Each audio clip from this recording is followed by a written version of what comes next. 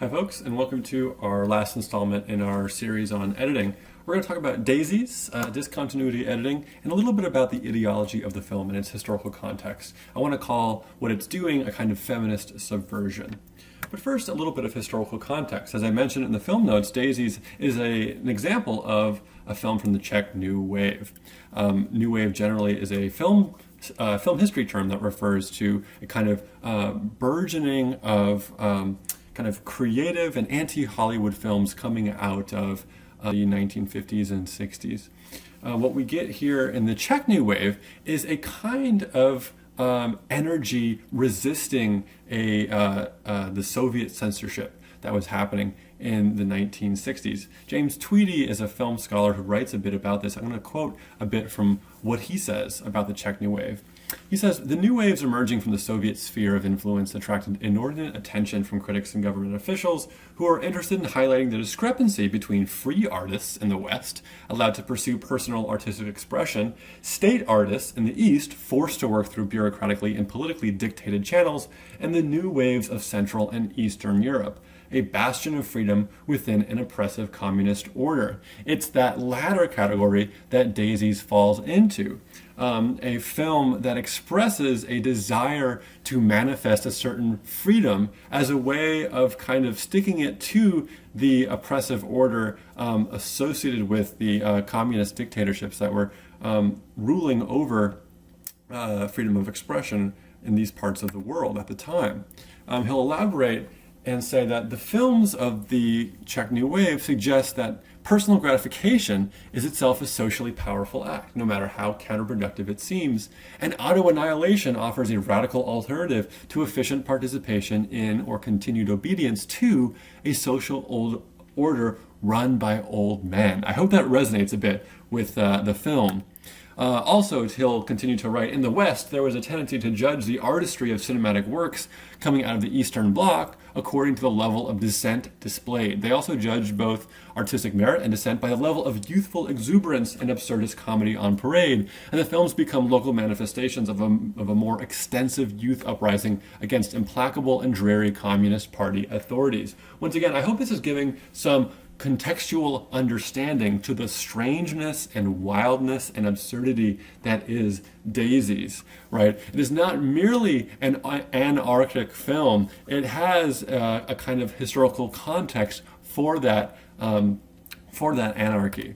And also he'll say, the revolutionary politics of youth begins with the refusal to play an assigned part in the chorus and the cultivation of a demeanor, a way of posing the body that clashes with an ideology of consensus and conformism. I'm going to suggest that this idea of playing against kind of dominant modes of demeanor has a gendered component as well in Daisies, which I hope is apparent, and also a kind of tricky thing to discuss. And you can see this gendered component to conformism right off the bat in the film. Remember, this film is difficult to kind of track what's going on because things are so wild and out of control. It's barely a kind of narrative stitched together that it's difficult to say what is exactly going on in terms of content in any given scene. However, we have to start kind of picking apart what we have. You'll notice at the beginning of the film does give us some iconographic things to latch on to. I hope that you sensed a kind of biblical set of references in the opening of the film where we enter almost a Garden of Eden. And I'll play the opening just to remind you of what this was like.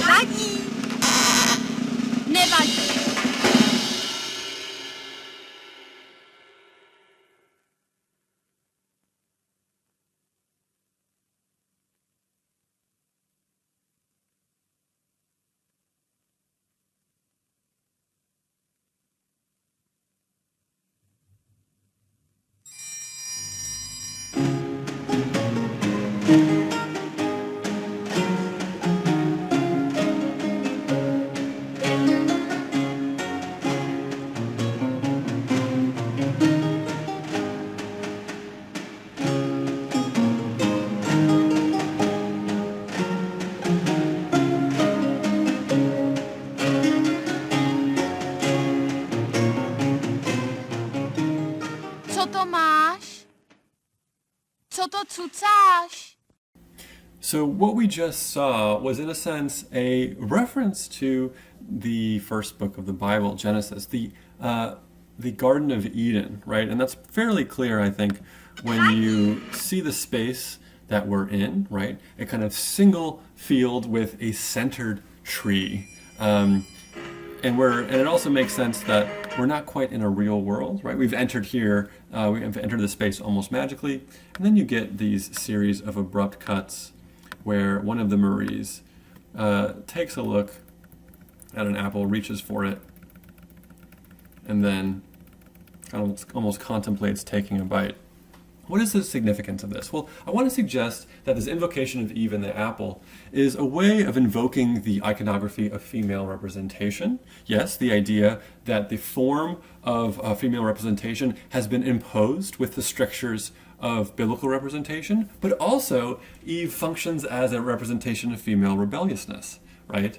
There's a way to kind of turn the figure of Eve into a figure of almost feminist subversion, which I also think goes along with the cinematic rebelliousness, the formal rebelliousness that is on display in this opening scene. After all, remember how we got to this space. We used classical Hollywood techniques against their intended use, right? We used a match-on action to violate the continuity of space. This is a radically discontinuous use of match-on action to go from one space to the next. Also, just consider the way in which this shot is composed. It has a very flat quality, right? It almost looks like a medieval painting where we don't have a sense of Renaissance perspective. This background really confuses our sense of three-dimensional space, and I think that's deliberate.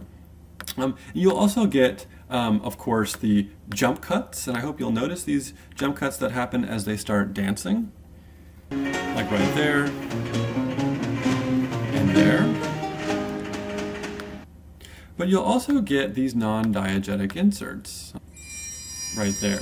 And I want to briefly show you what is actually happening when you see these non-diegetic inserts rapidly firing. Well, what you're getting is, in a sense, every frame is a different image. This kind of frame-by-frame non-animation or anti-animation is a kind of trope of the avant-garde. It's a way of exposing the apparatus of cinema, which is used to hide the fact that it's giving us individual frames played at 24 frames per second to hide the kind of discreteness of each image. Here, that discreteness is on display. You could think of that as a kind of avant-garde exposure of the apparatus.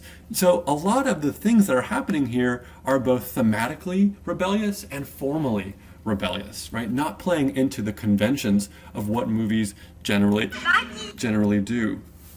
And I want to kind of take this to Vera Chytilova, the director of the film, to think about the characters and how they are rebellious and in what way they're rebellious. So Vera will say, or Chytilova will say, we made the girls look like dolls or puppets from the beginning because it was our intention to make it clear that this was not a psychological portrayal. This was not actually realistic. So you might say, if they're dolls, and that's clearly a kind of accurate way of understanding what these characters are, which is in a sense that they're not characters. They're not fully fleshed human beings with deeply complex interior lives. They're superficial, almost cardboard cutout, stereotypical young women.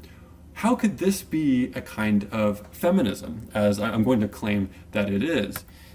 Well, I'm going to use one passage from an excellent essay on this film by film scholar Bliss Kwa Lim, in which I think she summarizes this strategy very well. She says, I read Daisies as a narrative of recalcitrant dolls who realize the limits of their position and set out to overperform their constructed characteristics to the point of severe infractions against the very masculine establishment that set the terms of their subjectivity.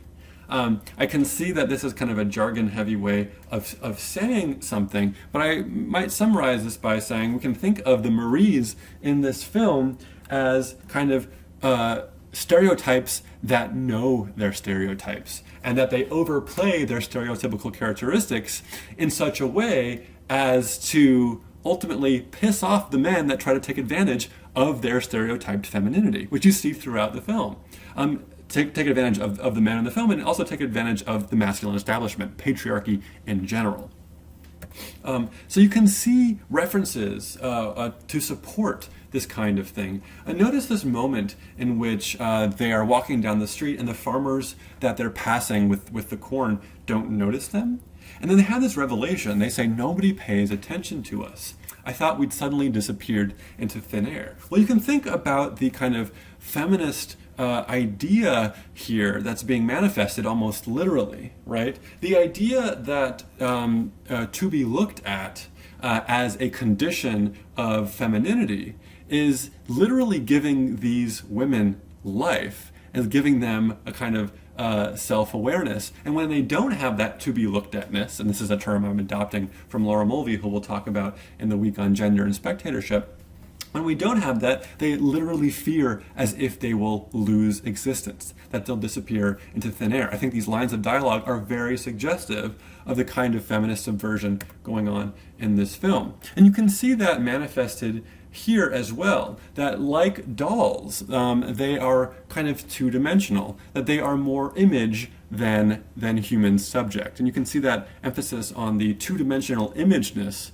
of them in this sequence, in which they are cutting fabric around them, and then it quickly becomes literally cutting each other, right? You can see that here. Abati.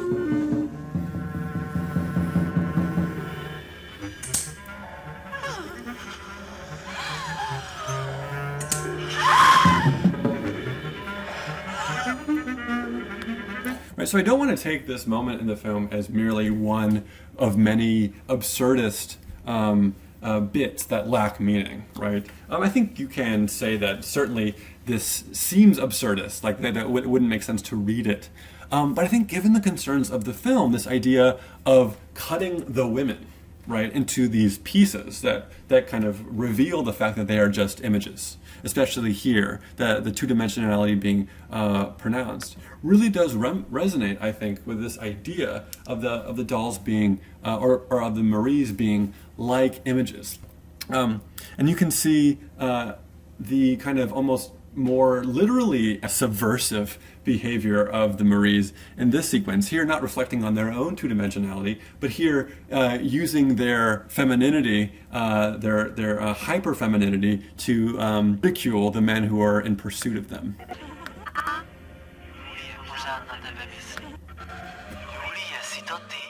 Ano já. Julie pořád na tebe myslí. Asi jsem se do tebe zamiloval. Ty nevíš, co pro mě znamená ta probděná noc s tebou.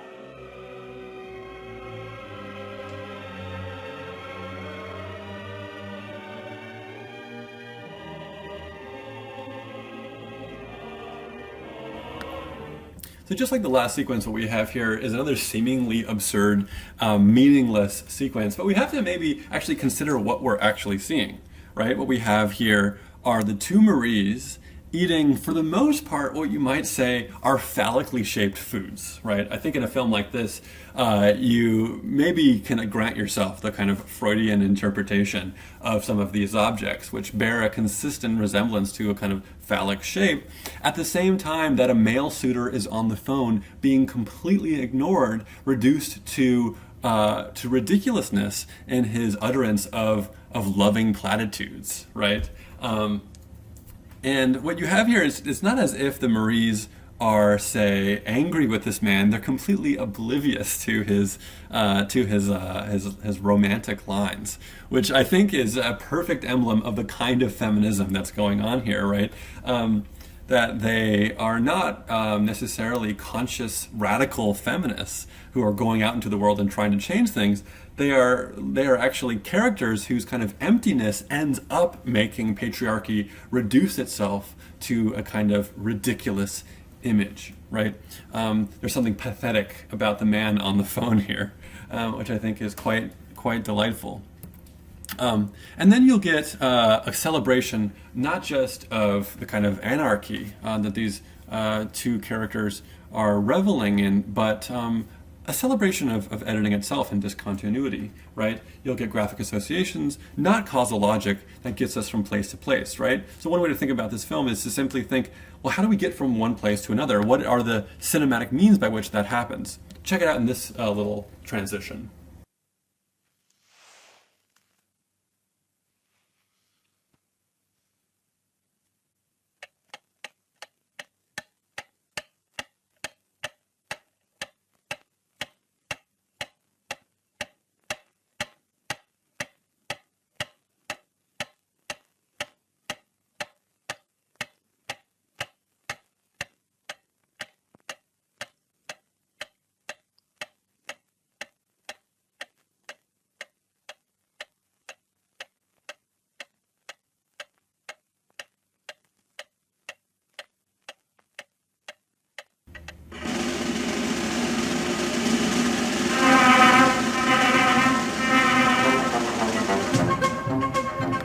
So I hope you'll consider this sequence as being merely a kind of purely graphic associational leap from one thing to the next. There is no causal reason we got from this space of the bedroom to this space of the restaurant.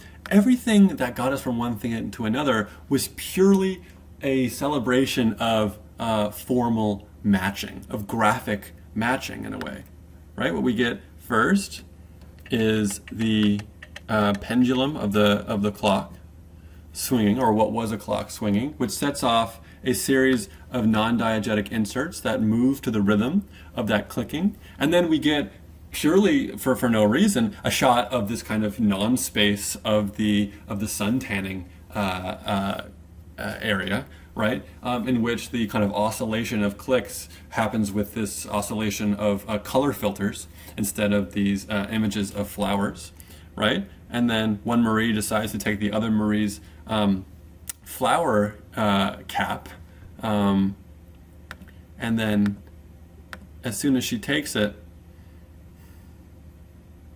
we'll get a match on action that takes us to a new location. We don't know where we are now, we know it's not the same place.